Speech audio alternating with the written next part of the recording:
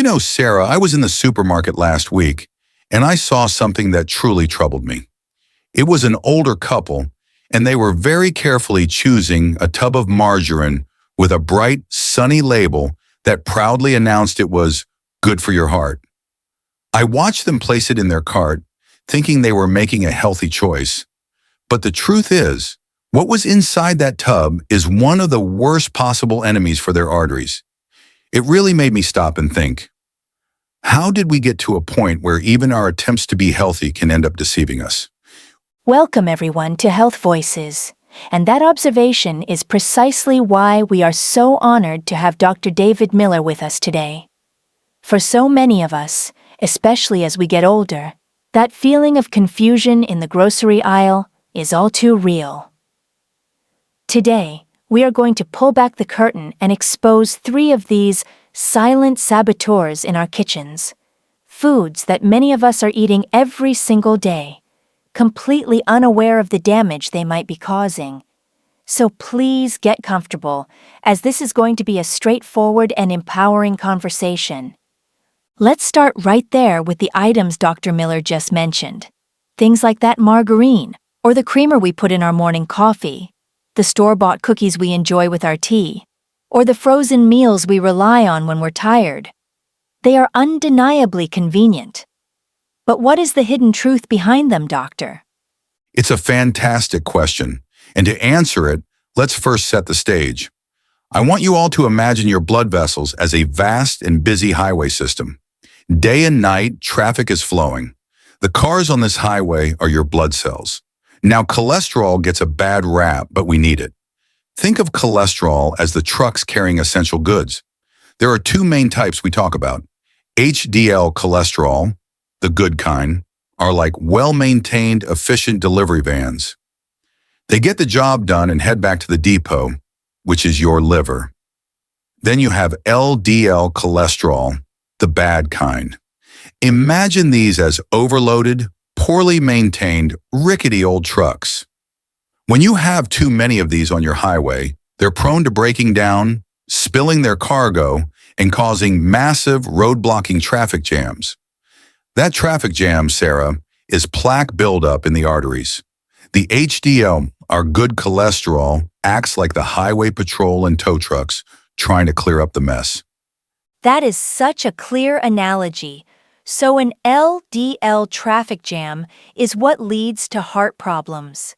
Where do these convenience foods fit into that picture? They are the #1 cause of the traffic jam, specifically an ingredient called trans fat. If LDL trucks are rickety, trans fat is like pouring sticky, black tar all over the highway.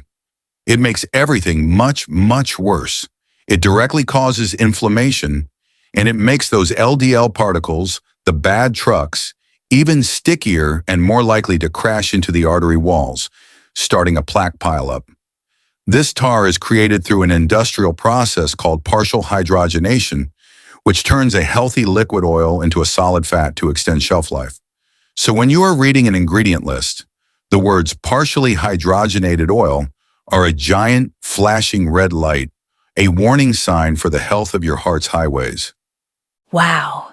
So it's literally designed to make food last longer on the shelf, but it could be shortening the time we have.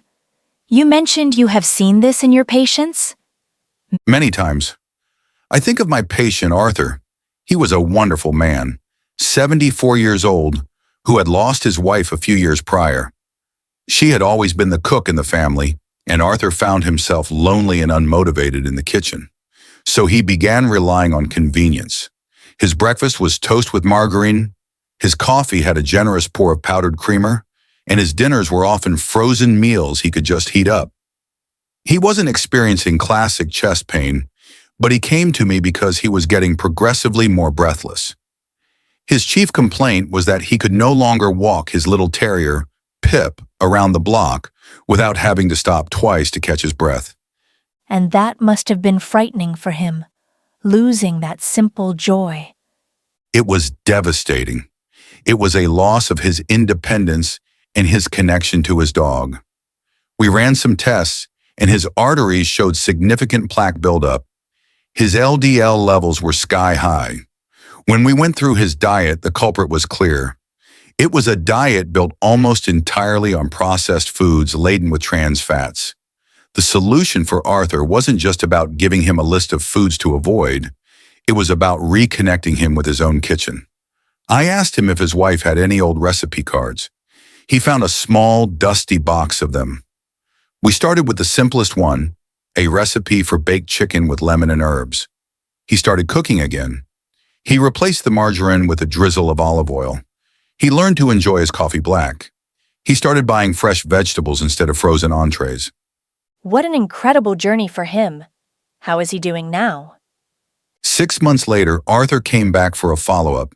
He had lost weight, his color was better, and his blood pressure was down. But the best news he had for me was delivered with a huge smile. He said, "Doctor, Pip and I are walking 2 blocks now, and it's the dog who gets tired before I do." He had not only cleaned up his arteries, he had rediscovered a sense of purpose and a beautiful way to honor his wife's memory. His story is a powerful reminder that it's never too late to make a change. That's a beautiful story. It really brings it home. So, the key lesson here seems to be that we have to become detectives and read the ingredient list, not just the claims on the front of the box. Precisely. Ignore the sunny labels and go straight to the fine print. And the wonderful news is that the healthy alternatives are simple and delicious. Instead of margarine, use avocado or a small amount of real butter from grass-fed cows. Instead of store-bought pastries, have a handful of walnuts or almonds. Use extra virgin olive oil for your cooking and salads. These simple swaps don't just avoid the bad stuff. They actively provide your body with the healthy fats that act like that highway cleanup crew, keeping your arteries clear. That story about Arthur is so powerful because it shows how foods we think are harmless, or even just convenient, can have such a big impact. That brings me to another area of confusion. What about things that are actively marketed as being healthy? I'm thinking specifically about fruit juice. So many of my friends and people in our audience start their day with a large glass of orange or apple juice, believing they're getting a great dose of vitamins. What's the real story there? Sarah, you have just walked us into the territory of our second silent saboteur, hidden sugar, and it is perhaps the most deceptive of all. The story of juice is the perfect example. When you eat an orange, you're getting fructose, the fruit's natural sugar, but it comes packaged with something incredibly important: fiber. The fiber acts like a sponge, slowing down the absorption of that sugar into your bloodstream. It's a gentle, slow release of energy. Okay, that makes sense. The whole fruit is a complete package. Exactly. But when you drink a glass of orange juice, you've stripped away all that protective fiber. You might be consuming the sugar of 4 or 5 oranges in a matter of seconds. This massive, rapid-fire dose of fructose floods the liver. The liver is a remarkable organ, but it can only handle so much at once. When it's overwhelmed, it has one primary response. It converts that excess sugar into fat. Specifically, it creates triglycerides. These triglycerides are then packaged into those VLDL particles, the very precursors to the bad LDL cholesterol trucks we talked about earlier. So that healthy glass of juice is, in essence, a direct instruction to your liver to start manufacturing the very fats that clog your arteries. Over time, this can also lead to a condition called non-alcoholic fatty liver disease, which is reaching epidemic levels. That is absolutely shocking. So you're saying my glass of orange juice is actually a cholesterol-making factory in a glass? In many ways, yes. It's a sugar bomb disguised as a health drink. And it's not just juice. It's in so many foods labeled low fat. When manufacturers remove fat, food loses its flavor. To make it palatable again, they pump it full of sugar. I had a patient, Eleanor, a lovely 68-year-old grandmother who was the perfect illustration of this trap. She was meticulous about her health. She avoided fried foods, red meat, and butter. She was, by all accounts, doing everything she thought was right. She sounds like a model patient. She did. Her daily routine included a bowl of heart-healthy breakfast cereal, a low-fat, fruit-flavored yogurt for lunch, and that glass of orange juice every morning. She came to me for a routine checkup, confident her results would be stellar. You can imagine her shock, and mine initially, when her blood work came back. Her LDL cholesterol was high, but her triglycerides were through the roof. She looked at me, completely bewildered, and said, "But how? I don't eat fat." I can only imagine her frustration. She was trying so hard. It was pure frustration. She felt betrayed. We sat down and I had her walk me through her diet, label by label. We looked at her yogurt. The second ingredient, after milk, was high fructose corn syrup. Her healthy cereal contained more sugar per serving than a donut. Her orange juice, as we've discussed, was just liquid sugar. Eleanor wasn't suffering from a high-fat diet. She was suffering from a high-sugar diet that was masquerading as a healthy one. Her journey was about re-educating her taste buds. That sounds like a difficult process when you're used to that sweetness. It takes a little time, but it's liberating. We swapped her flavored yogurt for plain Greek yogurt. At first it tasted sour to her, but then she started adding a small handful of fresh blueberries and a sprinkle of cinnamon. Within a few weeks, she found she preferred it.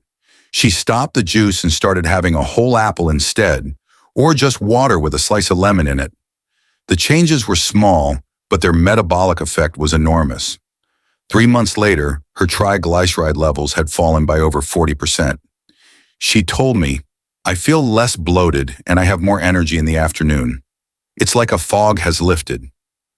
So once again, it comes down to being a label detective. The front of the package tells a story, but the back tells the truth. Always read the back. Look for any word ending in -ose, sucrose, fructose, dextrose, maltose. That's all just sugar in a different costume. And look at the added sugars line on the nutrition facts panel. Your goal should be to get that number as close to zero as possible. The best way to do that is to eat real, whole foods. Eat the fruit, don't drink the juice. Choose plain yogurt. Make your own simple salad dressing with olive oil and vinegar. Your heart and your liver will thank you for it. Doctor, we've talked about the hidden dangers in convenience foods and sugary drinks. Now we have to address the elephant in the room, and for many people, this is the hardest part. I'm talking about red meat, rich cheeses, butter, the weekend bacon, the foods that are so often tied to family, comfort, and tradition. Is the message here that we have to give all of that up completely? That is the million-dollar question, Sarah, and I have some good news. The answer is no, you don't have to live a life of total deprivation, but you do have to be incredibly smart about it. Our third saboteur isn't saturated fat as a single entity, but rather the source and the sheer quantity of the saturated fat that has crept into our modern diet. There is a world of difference between the saturated fat you get from a highly processed hot dog and the saturated fat you might find in a spoonful of coconut oil or a serving of full-fat Greek yogurt. So not all saturated fats are created equal? How can that be? It's a concept scientists call the food matrix. You see, a food is more than just one nutrient. It's a complex package. The saturated fat in processed meats like bacon and sausage often comes bundled with high levels of sodium, preservatives like nitrates and other inflammatory compounds. This entire package is what aggressively drives up your LDL, the bad cholesterol. However, the saturated fat in a small piece of dark chocolate or a serving of cheese comes with other nutrients, like antioxidants or calcium and probiotics, that can change how your body processes it. The danger lies in making foods with high saturated fat, particularly from processed sources, the center of every meal. That makes sense. It's about the company the fat keeps. It sounds like this is less about individual foods and more about overall patterns. Exactly right. It's about the pattern. I think of my patient Walter, a 72-year-old man who was the life of every party. He had a huge circle of friends, and his social life was built around weekend potlucks and neighborhood barbecues. Walter's problem wasn't a lack of knowledge, it was that his entire social structure revolved around food that was detrimental to his heart. We're talking trays of barbecued ribs, cheesy casseroles, sausages, and creamy dips. His cholesterol was climbing, and his doctor had warned him he was on a dangerous path. And for someone like Walter, telling him to stop going to those parties would be like telling him to stop living. It would have been a terrible prescription. It would have led to isolation, which is another major risk factor for heart disease. So we took a different approach. I didn't tell him what to stop doing. I asked him what he could start doing. I challenged him to become the guy who brings the delicious, healthy option to the party. He was skeptical at first, but he loved a challenge. The next weekend, instead of bringing a pack of hot dogs, he learned how to grill a beautiful side of salmon with lemon and dill. I bet that turned a few heads at the barbecue. It was a sensation. His friends devoured it. The week after, he brought a massive, colorful Greek salad loaded with vegetables and a light olive oil vinaigrette. Slowly, a shift began to happen. Walter found a new identity. He was no longer just participating, he was contributing something positive. He felt better, his energy levels soared, and his numbers started to improve. But the most amazing part was that he started to influence his friends. People started asking him for recipes. His small change created a ripple effect of health throughout his entire community. What a brilliant way to handle that. It's not about restriction, it's about addition and positive influence. That's the key. So for our viewers, the message isn't to banish comfort food, it's to rethink its place on your plate. Make vegetables the star of your meal, not the afterthought. Treat processed meats like bacon and sausage as a rare exception, not a daily habit. Swap them for heart-healthy fish rich in omega-3s or lean poultry. Use cheese as a flavorful garnish, not the main event. A little can go a long way. It's about shifting the balance, giving your body more of the good stuff so it's better equipped to handle the occasional indulgence. Doctor, this has been incredibly enlightening. You've given us so many powerful strategies to take control of our diet by avoiding these saboteurs. This leads me to a really important question that I know is on the minds of many viewers.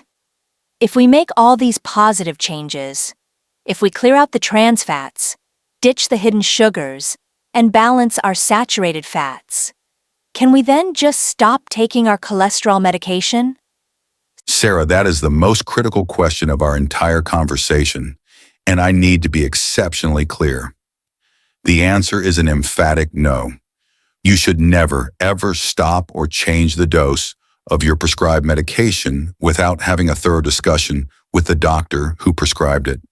Please let that be our most important takeaway today. So medication still plays a vital role, even with a perfect diet. It plays a vital partnership role. I want you to think of it this way. Building a healthy life is like building a house. Your diet, your exercise, your sleep, that is the strong, permanent foundation of the house. If your arteries are already damaged, medication like statins act as the scaffolding. The scaffolding provides a safe and stable environment for you to do the hard work of repairing the foundation. It protects you while you make these crucial lifestyle changes. You wouldn't kick the scaffolding away while you're still working on the walls, would you? That's a perfect analogy. It's a support system. Exactly. Statins are incredibly effective at lowering the amount of cholesterol your liver produces, reducing the number of those rickety trucks on your highway. But they are not a free pass to eat whatever you want. You cannot medicate away a bad diet. The goal is to use diet and lifestyle to do so much of the heavy lifting that, in partnership with your doctor, you may be able to safely reduce your reliance on the scaffolding over time. Some patients experience side effects like muscle pain, and discussing this with your doctor is key. They can help manage it, perhaps by adjusting the dose or suggesting a supplement like coenzyme Q10. But this is a decision that is always made together. Medication is your ally, But your daily choices are the ultimate hero of your health story. What a powerful and responsible message to end on. So, the power truly is in our hands, on our plates. We've unmasked the three silent saboteurs: the trans fats hiding in convenient packages, the hidden sugars in so-called healthy foods, and the overload of saturated fats from the wrong sources. The message I'm hearing today isn't one of fear or deprivation. It's one of empowerment, knowing that this isn't about restriction, it's about smart, delicious substitution. That is the perfect summary, Sarah. Every meal is an opportunity. Your health is a story, and you get to write the next chapter every single day with the choices you make at your kitchen table. Thank you so much, Dr. Miller, for this invaluable conversation. And thank you to all of you for joining us on Health Voices. If this discussion has been helpful, we would be so grateful if you would give this video a thumbs up, subscribe to our channel, and share it with someone you love. A friend, a parent, a sibling. Your share could truly make a difference. And finally, we would love to hear from you in the comments below. After listening today, what is one small, simple change you feel inspired to make this week? We read every single comment and look forward to continuing the conversation with you.